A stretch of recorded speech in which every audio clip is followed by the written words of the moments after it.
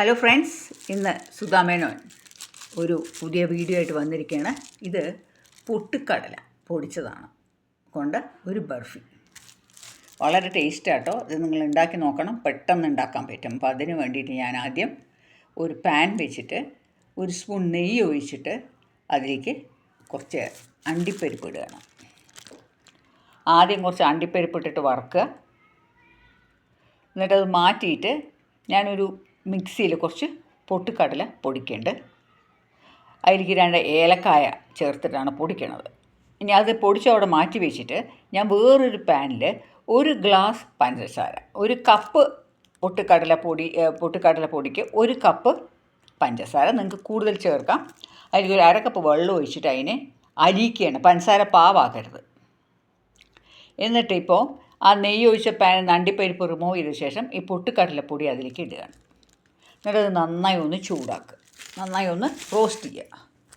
Roast ചെയ്ത ശേഷം അതിലേക്ക് നമ്മൾ ഈ പഞ്ചസാര അലിയിച്ചതിനെ അതിലേക്ക് ഒഴിക്കുകയാണ്.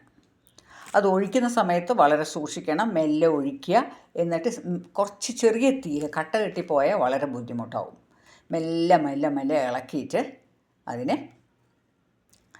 ഇളക്കിയ ശേഷം അതൊന്ന് ആയ ശേഷം ഞാൻ അതിലേക്ക് 2-3 കളർ ഒറ്റിച്ചു.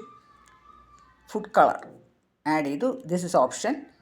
പിന്നെ ഓരോരോ സ്പൂൺ നെയ്യിട്ട് അതിനെ നന്നായി ഒന്ന് വരട്ടുക.